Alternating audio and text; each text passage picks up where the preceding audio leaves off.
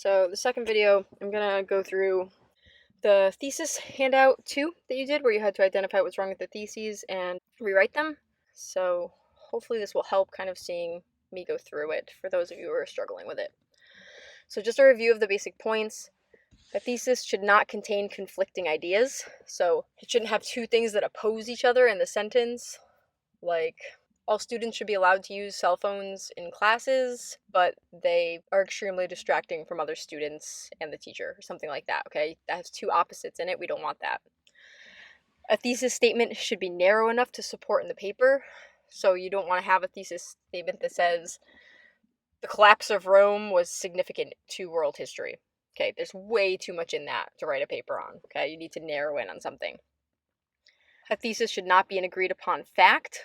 Country music is a very popular genre, particularly in the southern states of the United States, right? There's nothing to argue there. It's like, okay, cool. All right, so it can't be an agreed upon fact.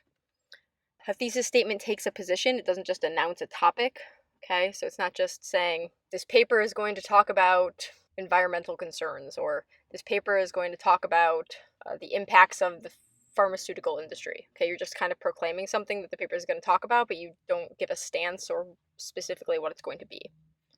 A thesis is a complete sentence. It's not a title. You can't have your title do your work for you. Okay, it can't be Kodiak Bears. It can't be Apple and technology. It can't be anything like that. Okay, it has to be a complete sentence, not a run-on sentence though.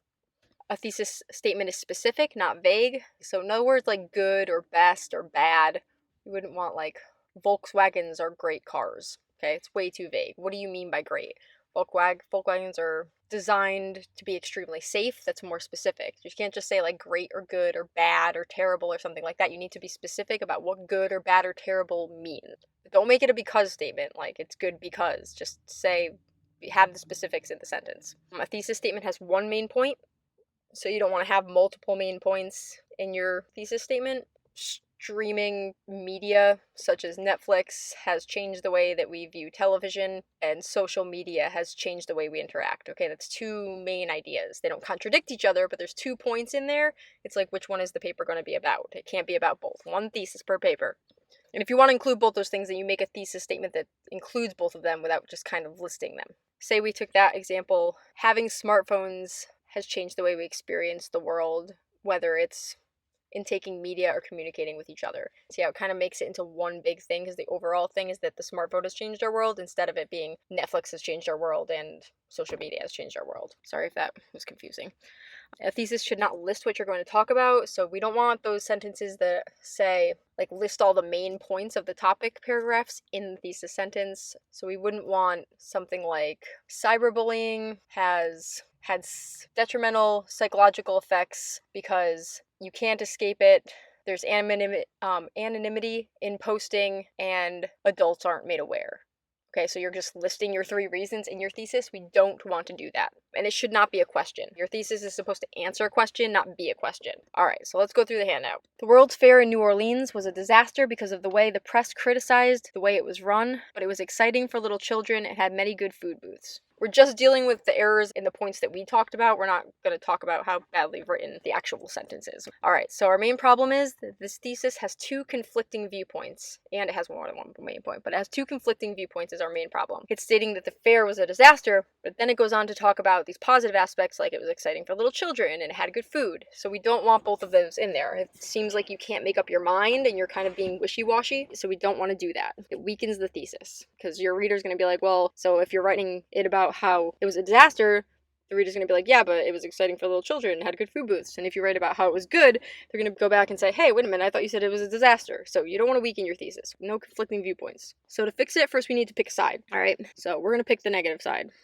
Due to the press's negative criticism, the World's Fair in New Orleans was a complete disaster. Any version of this, obviously there's more than one way to rewrite this thesis sentence. You could have chosen the positive, you could have worded it very differently, but we're focusing on one thing there. So number 2, TV commercials are obnoxious to the person who is intent on watching a good show, semicolon. On the other hand, comma, they provide entertainment in the antics of the performers, and they provide a good opportunity to take a snack break. All right, so our main problem, we have conflicting viewpoints again, right? Saying that the commercials are obnoxious, and then on the other hand, so literally they're saying on the other hand, they're just really putting it out there. You're saying that it, provides a good opportunity for a snack break and they're funny. We don't want to have those two conflicting things, the good and the bad versus each other in our thesis statement, because then the reader doesn't know which argument you're going to make, just like in the last one. Well, which one is it? So to fix it, we pick one, pick a stance. If we went with the negative, TV commercials are obnoxious to the viewer and should less frequently interrupt the scheduled programming. So we have just the negative, right? We have to make a claim too, because we can't just say TV commercials are obnoxious to the viewer. Okay, right? Like, it's not really an arguable fact. So then we state, and they should be less frequent. We have one side, and it's not just a statement, it's proposing something. And if we want positive, TV commercials are beneficial to viewers and companies alike. Hey, we can't just say they're good opportunities to take a snack break, because you can't just write a paper about TV commercials being good for a snack break and the people being funny. You have to make it an argument. So if they're beneficial to the viewers and companies alike, then you would sit there and you could have a paragraph about how they benefit the viewers, how they benefit the TV station, and how they benefit the sponsors, right? So you have 3 body paragraphs right there. All right, number 3. Since politicians are constantly bombarding each other, how do they expect anyone to know who is right or who is wrong? So what's our problem here? It's a question, right? We want to answer questions. We don't want to ask questions with our thesis. You can start your introduction paragraph with a question as a hook, but it can't be your thesis. Pose it as a question instead of providing an answer. So to fix it, we make it not a question, right? And we got to reword that a little bit though. So we need to create an assertion that answers that question. So here's some examples. Voter turnout in the United States is low due to the fact that politicians focus more on attacking each other than on presenting their ideas to the public. Basically what that person's trying to say. Or another way, choosing a candidate to vote for has become increasingly difficult as politicians bombard each other with information without supporting their claims. We're choosing something to focus on, we're relating that question to something, either choosing a candidate or why turnout is so low, and we're making a statement.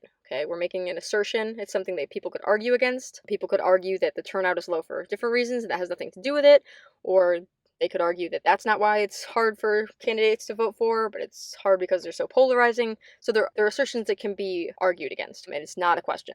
Number 4. Unless people are conscious of pollution, the world would be destroyed by the year 2050. Our main problem is it's too broad. There's too much in there. There's no way that we're going to get the different types of pollution, the effects that they'll have over the next 30 years, and what it means to be conscious in a single paper, right? The different types of pollution alone. Water, air, ground, like litter, and then all the different places they come from, and what those different types of pollution from different places do to the environment, and then what's a reasonable thing to start doing to fix it. So that's a lot to be in a paper. It's way too broad. All right, so we need to narrow down to something more specific. So something like implementing practices that decrease the production and consumption of plastic products can significantly help preserve the environment over the next few decades. So now we're focusing on practices and production, consumption of some things, and then we're just on plastic products. Because even if we just did air pollution, that's still so many different things. Or just litter on the ground or whatever. Like, it's just so many things. Even plastic has a lot. But you really want to hone in on something so that it's a reasonable topic to take on in an essay. All right, our last one. Rap is both a creative and original form of music. It also has its roots in American jazz. What's wrong with that? Okay, well, it's a statement, not an assertion. All right, it's a form of music. Nobody can fight against the fact that it's creative and original form of music. And nobody can fight against where it has its roots. And those two parts don't directly relate to each other. They shouldn't be connected with a semicolon, for one.